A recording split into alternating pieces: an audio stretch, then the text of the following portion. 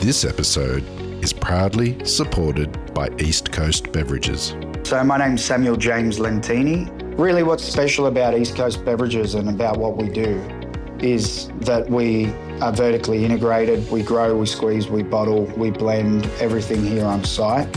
And not only that, I think what is really special is that all of the bars and restaurants and hospitality venues, they're able to come and visit our site. And once they come to our site, they see what our process is and they can actually see that the lemons, limes and oranges are all getting squeezed here, where we're not using a concentrate that comes from overseas. What is really special is that we invite people to come here. We have events here, and we're a family business, and we're able to really just work off the foundations that my grandfather built many years ago and continue a quality product range. For more information, go to eastcoastbeverages.com.au. Obviously, it's about food because most of the Indian festivities are around food. So Diwali is actually one of those times when people actually sit at home. We have our holidays, so we make foods and desserts with our with our mothers, with our fathers, with our grandmothers, grandfathers. So it's a very family-oriented festival. Hey everybody, it's Dani Valent here with you, and we are doing Dirty Linen. Thank you so much for being with me. I've got that little thrill in my tummy as I think about bringing a new guest on and the opportunity to connect around food. This world can be a little bit crazy and mixed up, but I never lose faith in the power of gathering around delicious food items, delicious food stories, and interesting people. I feel like when we're talking food, we are really finding people at the heart of what is important to them. People always bring so much to the way that they think about food and connect with food. It is at the heart of history and family, geography, politics, social justice. I feel like there is no conversation you cannot have through the lens of food. So here we go with another juicy chat on Dirty Linen. I'm really thrilled to introduce you to today's guest. Anirban Chanda is a baker. He has Another Whisk. You may have seen him on Great Australian Bake Off, where he really slayed and came very close to the pointy end of the competition. Anirban, we are chatting around the time of Diwali, which is a super important Indian festival. And I would just like to welcome you to the pod. Thank you, Dani, and I'm really excited to be here. I have been a huge fan of your podcast, so it's really, really exciting. And thanks for having me here. And happy Diwali to everybody who is, celebrating. Yeah, happy Diwali, and thank you so much for the kind words. I actually find it really exciting and a little bit nerve-wracking when someone says they're a fan of the podcast, because I think, oh my goodness, like what have I don't know, sometimes I can be a little scatty and loose and who knows, but hopefully I'm always arriving with the best of intentions. So thank you for listening and thanks for coming on the show.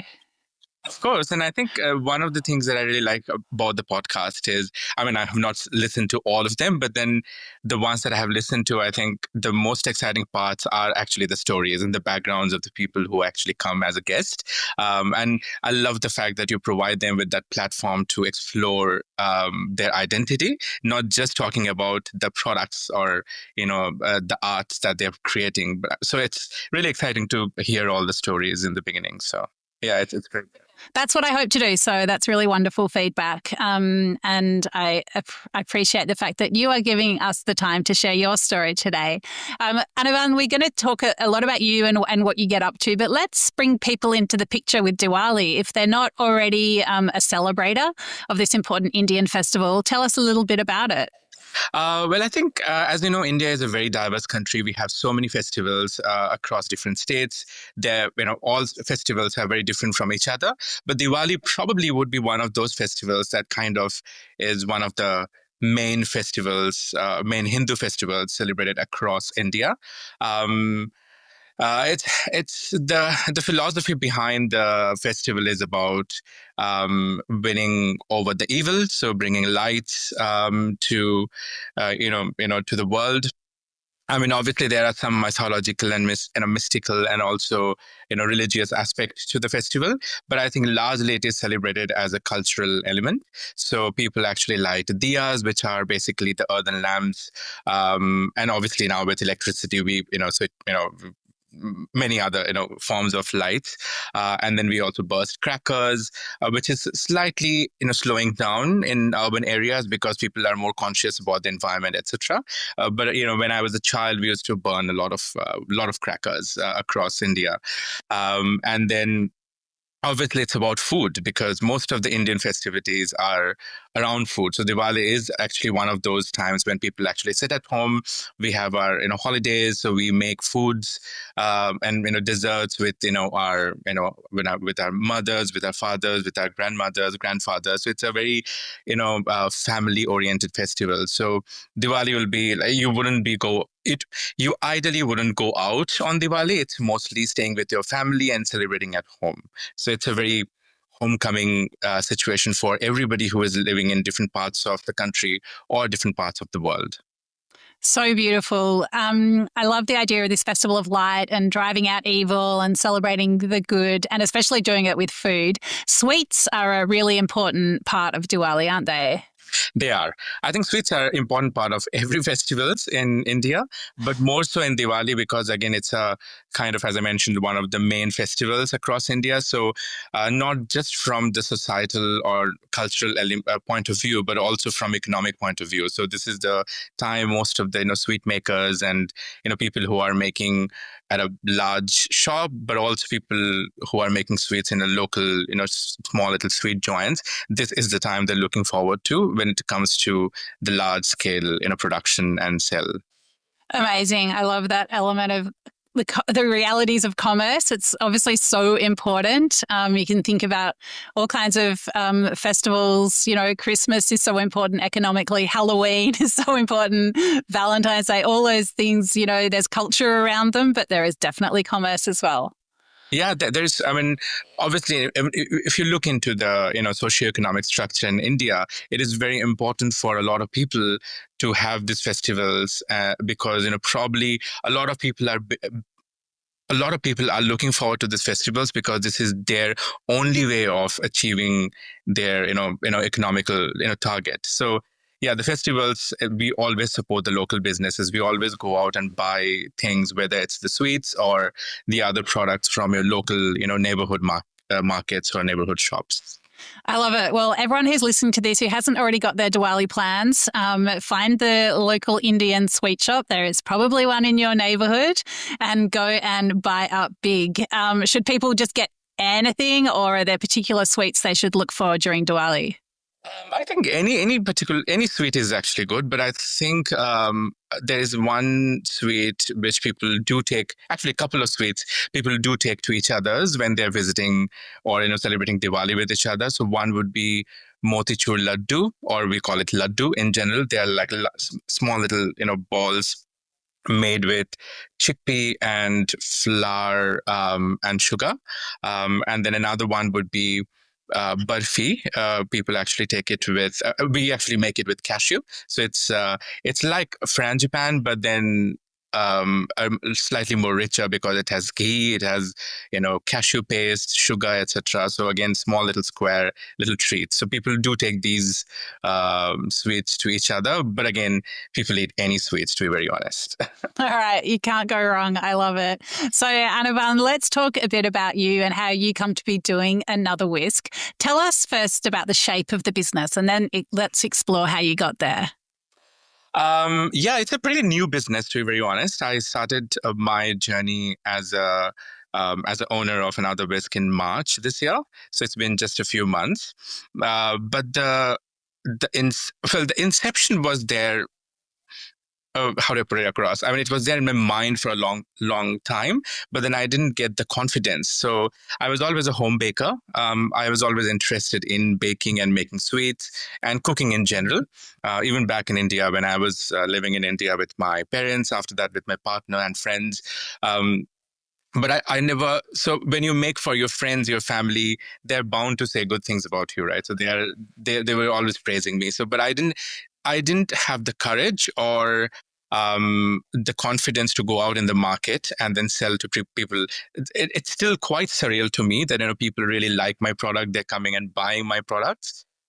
So I think the journey with the Great Australian Bake Off show gave me that confidence. So when I went to the show, and then when expert judges are actually tasting your food, giving you really good feedback, or your fellow contestants, or people from the production, that kind of gave me the push that, or the confidence, or even the the trigger that there is one particular moment I remember in the shed.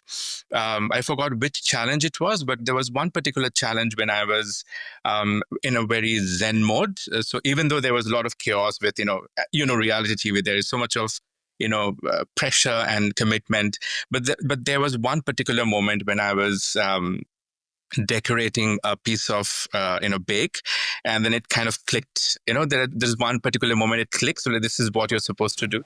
I remember that day I came back, and then I called my partner and I said, what, this is what I'm supposed to do. I have spent 17, 18 years in corporate. So I've always been in corporate. I understand how to run a business. So I think it's now time to, put all the strategy into my own, organization probably. So I think that was one particular moment that gave me that that small little insect in my head that now you should be going and doing this. So as soon as I left the show, I came back.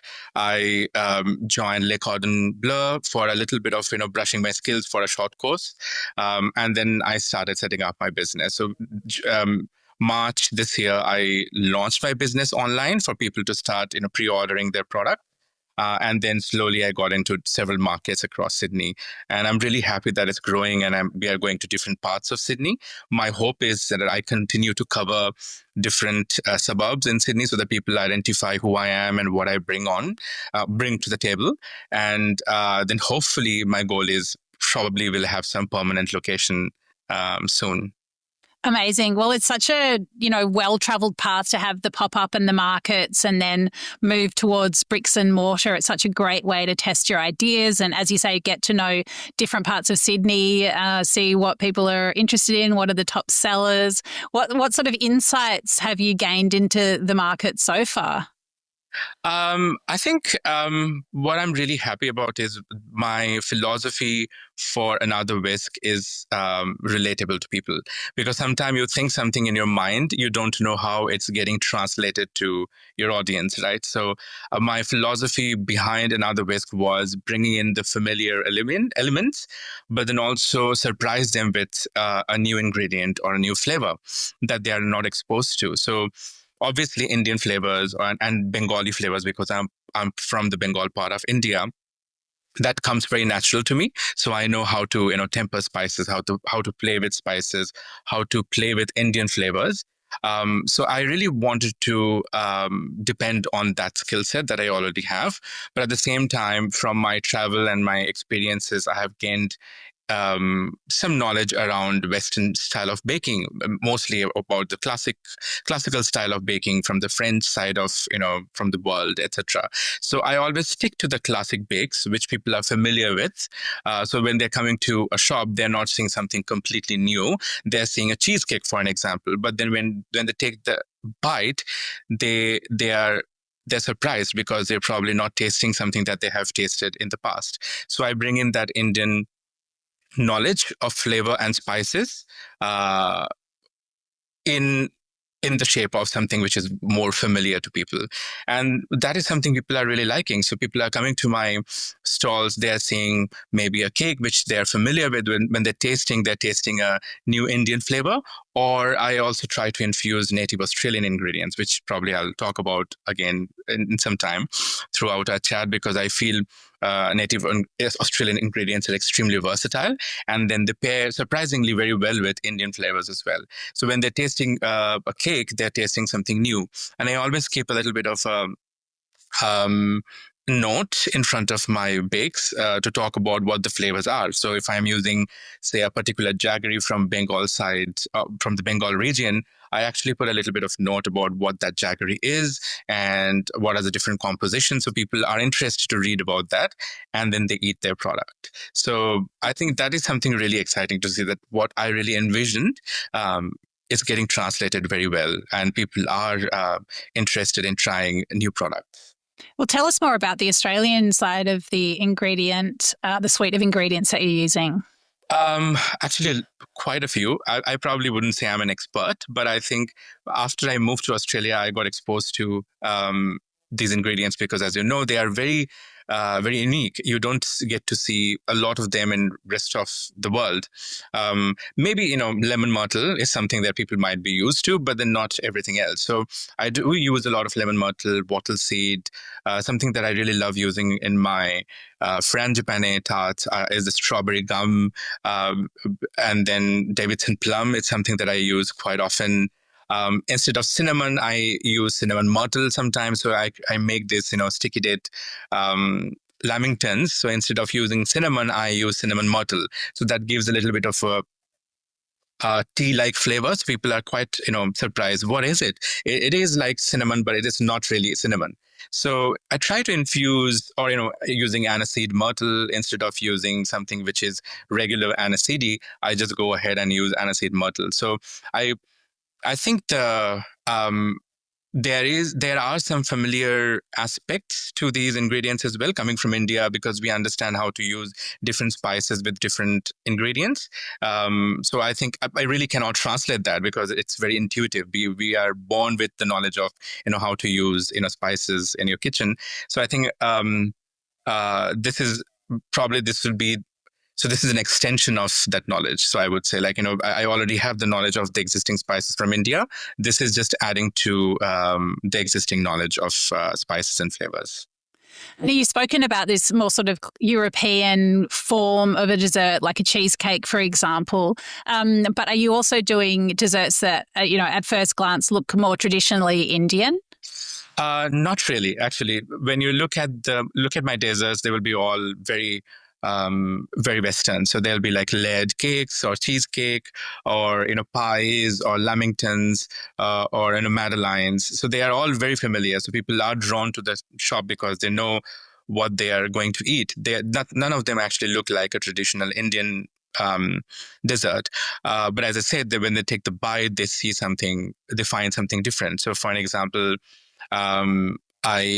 I'm selling this new cake, which is inspired by Bengali sandesh.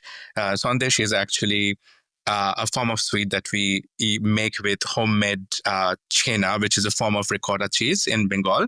Well, in India in general. And in Bengal, we actually use it's basically half cooked ricotta and half raw ricotta. We actually combine that with cardamom and rose water, and then we cook it. And then we make these small little either balls or different shapes. So it's a celebratory and very authentic Bengali sweet. So when you talk about Bengali sweets, probably Rasgulla and Sandesh will be two main desserts. So I'm using that Sandesh flavor or Sandesh as a filling in my cake, and then I'm kind of layering that with strawberry compote to bring in that classic ricotta and strawberry flavors as well. So when people are eating, they are eating strawberry ricotta cake, but then it has cardamom, it has rose, and they're tasting something completely new because of the filling itself. So that's my agenda. So yeah, to answer your question directly, none of my bakes actually look like Indian desserts, but when you eat, you find either Indian flavors or Australian native flavors or both. Wow, sounds so cool. And what sort of comments do you get from people, including Indian people in the Indian community? What are people thinking when they try these things? Yeah, I think it's still, as I mentioned, it's still quite surreal that people are actually buying my products and actually saying all the good things. I think they are really interested. So I think most of the time they say, "Oh, your desserts are not very sweet." That's a compliment I always get. So initially, I was not sure where it's coming from, but then I think now I understand, because when people go to, so for an example, they're buying very rich chocolate cake, they think that it would be very sweet. But then I'm kind of toning it down by using wattle seed in the cream, or coffee in the cream, or Indian element. And then I also don't use sugar all the time. So for example, the cheesecake is made with jaggery, which has less sugar content, and it has very burnt caramelly note to it. So people obviously are smart. So when they're tasting something very new and very unique, they're kind of giving me the compliment directly. And I think that more than selling online, what I really enjoy is going to the markets, because then I can, hear people say good things, provide the feedback. So I can really touch the feeling. So when people are buying and they're coming back and buying again, most of the time people come and buy one product and they come back and buy 2-3 of the same things or other things. Nowadays, people have started, pre-ordering things before the market, because they know I'm a small batch, because I am the only baker. So I'm a, small. I always make small batch of items. So they usually sell out by 12 o'clock or 1 o'clock in the afternoon. So people are coming in the morning, they're blocking their products, keeping it aside, and then, coming back and collecting again. So these are obviously the compliments and the motivations that I was, hoping that I would get from these markets.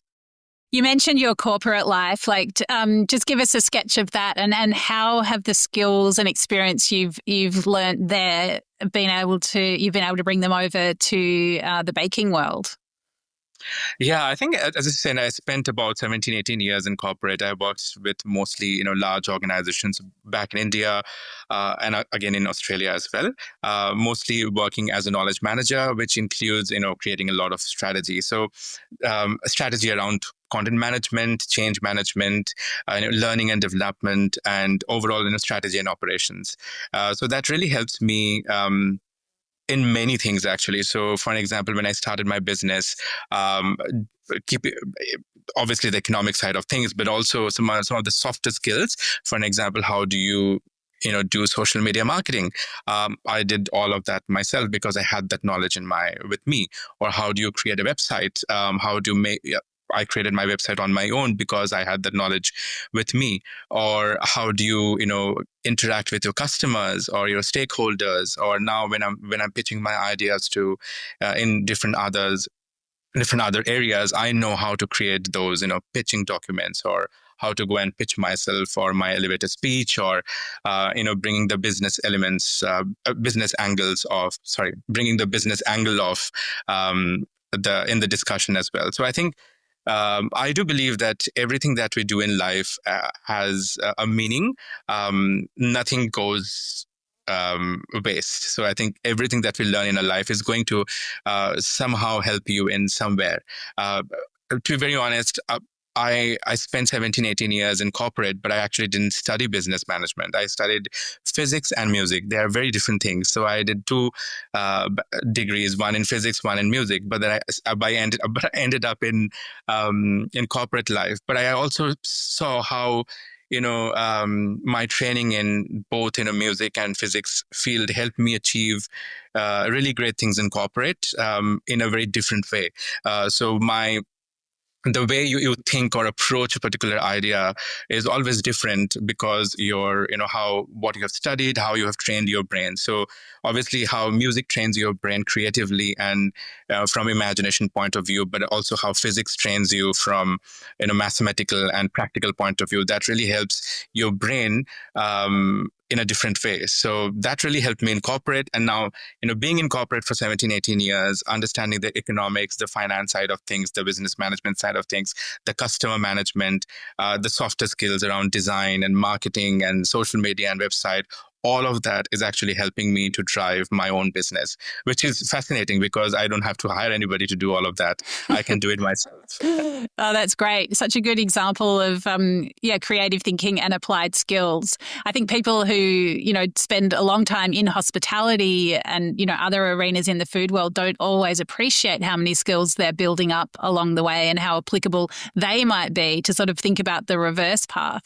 But is there anything about the world of food, Anirban, that surprised you, where you're like, wow, this is actually quite specific to food? This is a challenge that I haven't experienced before. I would say from the creative side of things, Probably not in terms of running my business. I'm pretty confident with my, products in general.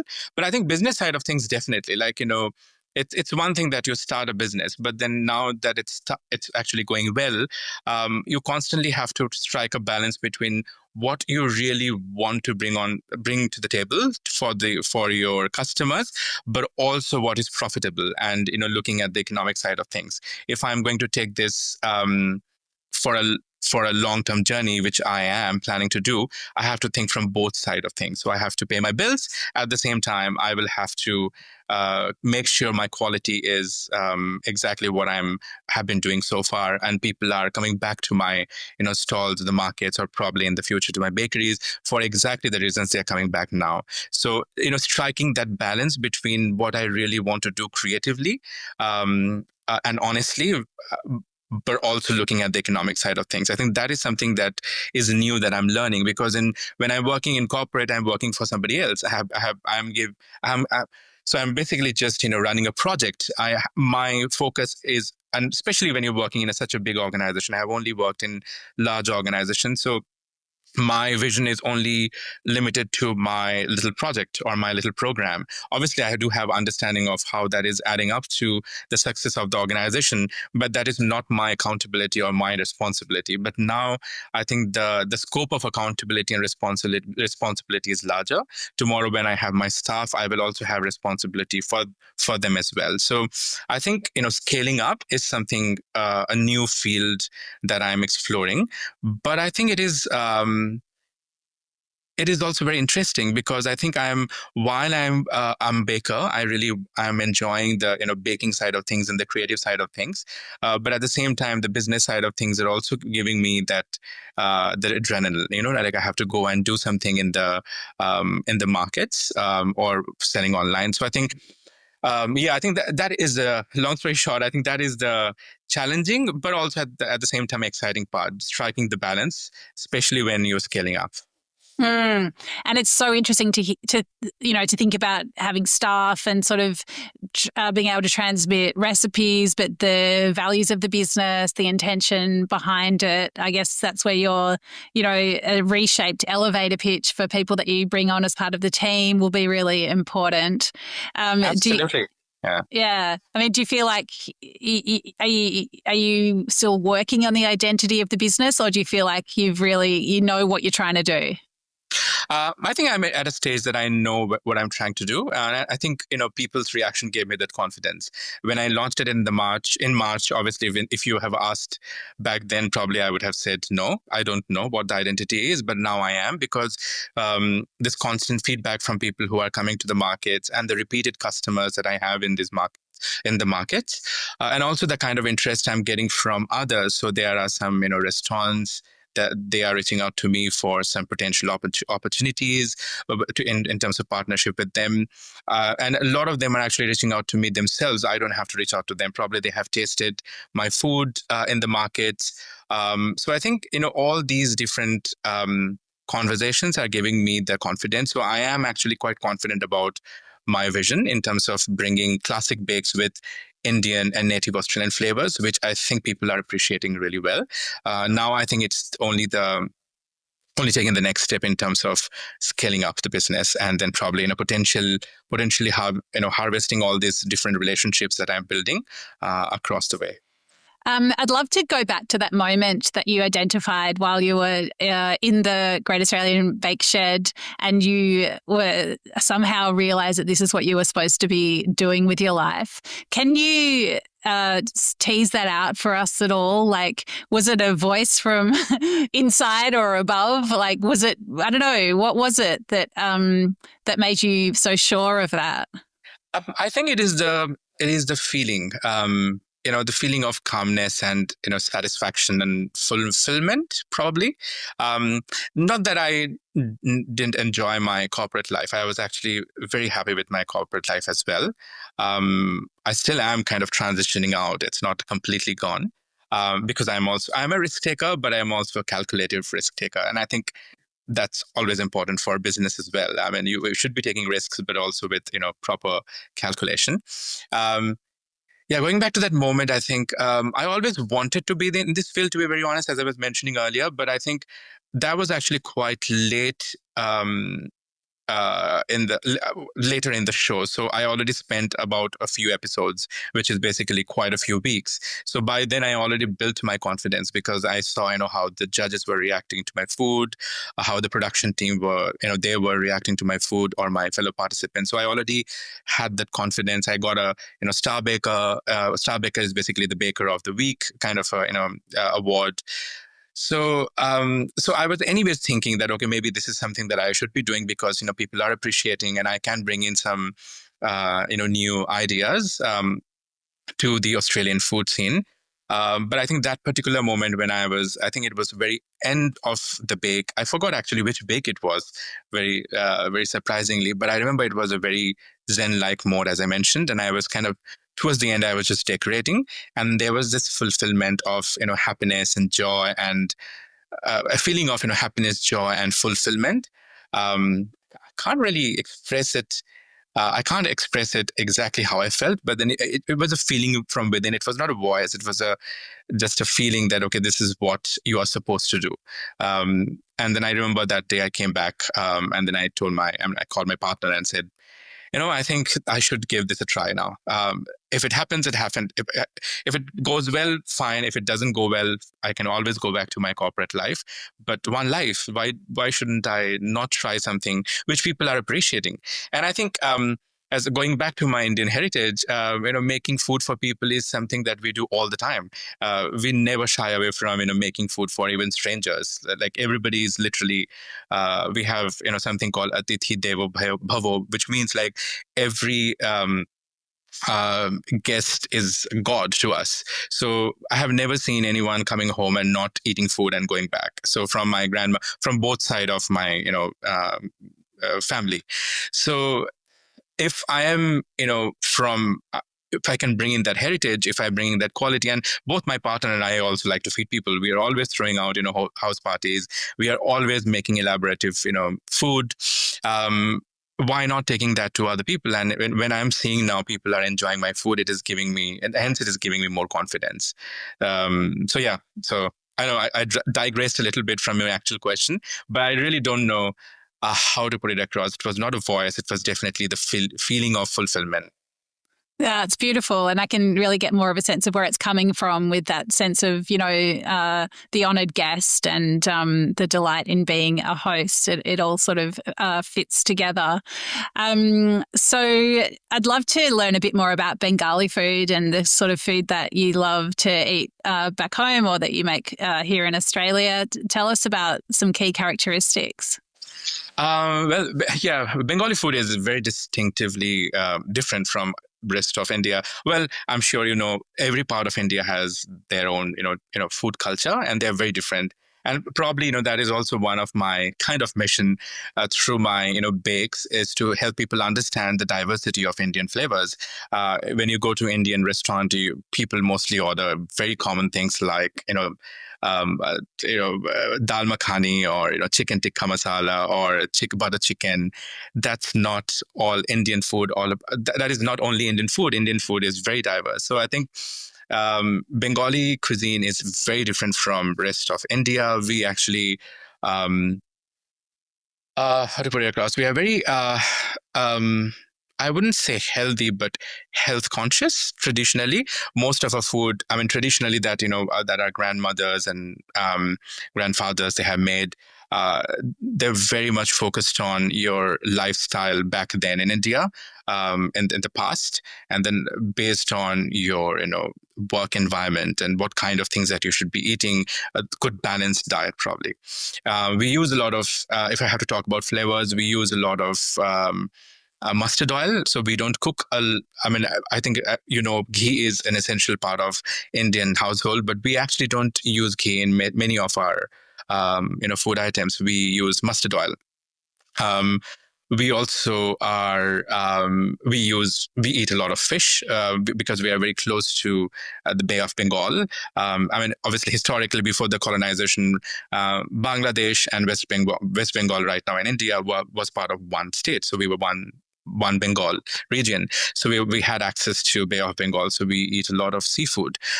Fish is an essential part of our not only food and diet, but also part of our culture. So fish is given to newborn babies for their first food, for birthdays. When a new bride is entering their new home, they will have to carry a fish, a raw fish, and enter the. So fish is a sign of prosperity. So it's weaved into our culture. So we do eat fish as a culinary item, but then it's not really that. It's part of our culture. And then sweets. We are probably the dessert capital of India. So we eat a lot of sweets, and probably that's where my love for sweet also comes from. We make a lot of sweet at home, which you don't get in the markets or in the shops. Traditionally, around different festivities, we use things like khoya, which is basically milk solid, evaporated milk solids, which actually I use in my cakes as well, which is something that people are finding very fascinating, that because it adds a little bit of warmth when you're eating your cake. So we use a lot of khoya, make different kind of food during harvesting festival, during other festivals. We have our biggest festival, Durga Puja, which was just last month, which is basically the annual the main festival in Bengal region. So yeah, those are there, but they're also going to the markets and shops. Again, things like Rasgulla and Shandesh that I spoke about. So, and also spices play a huge role. We use specific spice with specific ingredients and specific food products. For an example, with a certain kind of fish, we will only use a certain kind of spice. The same spice will not go well with all different kind of fish. Again, if the fish is from a pond, or a fish is from, basically if it's a freshwater fish versus a sea fish, the spices will differ from fish to fish from that perspective. And then also we use different spices with different vegetables. So for an example, if we are making a typical Bengali pumpkin curry, we will not use anything beyond just nigella seeds and bay leaf and chili. If we add anything else, it doesn't taste good. So and all of that is actually quite intuitive. So we don't have to learn from a book. If somebody is giving me a pumpkin, I would naturally go towards grabbing nigella seeds and bay leaf and chili, because we know that those things pair really well. So similarly, most of the vegetables and non-vegetarian items have a specific pair when it comes to spices. We also eat a lot of meat. So we do eat a lot of goat meat. We call them mutton in Bengal region. And then that's our kind of Sunday afternoon meal. So a really spicy goat curry is something that we enjoy on Sundays and festivities. But then we also eat obviously chicken and duck and pigeon, etc. But yeah, so it's really, really exciting, really big, diverse. But I tried to sum it up in a bit. It's basically around a lot of seafood, meat, and sweets in general. So exciting. Yeah, you made me very hungry. And I have very itchy feet. I need to get to Bengal. And I actually, when I was there many years ago, I do remember mustard oil and fish as really, that they both really struck me. So it also makes me think like it's quite radical, with this, where you've got these sort of implied laws about spices and where they go, that you're really probably breaking quite a few rules by, you putting some of these spices in a strawberry shortcake or in a cheesecake. It's a little bit radical what you're up to there. Yeah, but also I think Bengal has always been radical in that front, because both from either from food perspective, but also like even from political standpoint, etc. Because we have been when there was European Renaissance happening in Europe, we were having Bengal Renaissance in Bengal. So there was a huge uprising. So that's when everything changed in Bengal, from society, from literature, art, food. There was a huge change in the scene of food as well. So we are known for being the radicals. So I don't think anybody will hold me up for that. However, I would say that there is another element, because there has been Bengal food is, obviously there are some traditional Bengali food which is passed down from generation, but there is a lot of diversity from, invasions and, colonization, etc. So before the British colonization, there were a huge, I think, I'm forgetting the exact time frame, but then for hundreds of years, there was a huge influence from Middle East.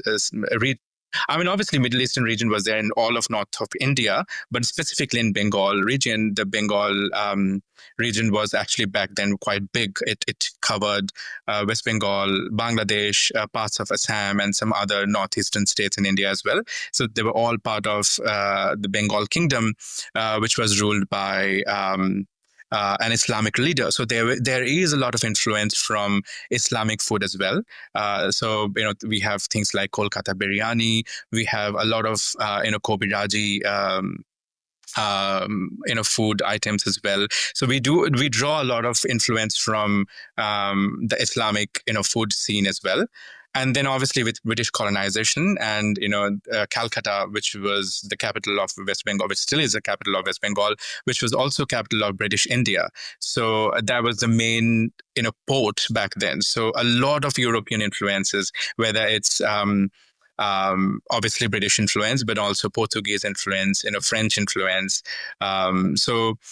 Over the period of time, Bengali cuisine has changed quite a bit through invasions and through colonization. So we have been evolving for quite a few centuries.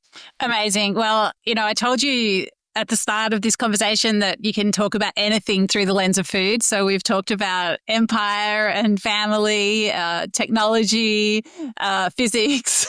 We've covered a lot. Anirban, thank you so much for sharing with us today. Such a fascinating conversation. I can't wait to try your wares from Another Whisk. Next time I'm in Sydney, I will be looking you up and finding you at a market. I'll be honoured. Thanks so much for sharing with us today. Thank you, Dani. This was so exciting.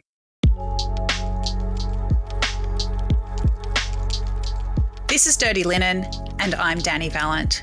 We air the issues that the hospitality industry finds hard to talk about, hearing from different people with unique perspectives. We want to hear from you as well. If you have something that needs to be said about a topic, get in touch so we can include your perspective. Contact us at dirtylinenat deepintheweeds.com.au or hit us up on Insta at Dirty Linen Podcast. We can't wait to hear from you. This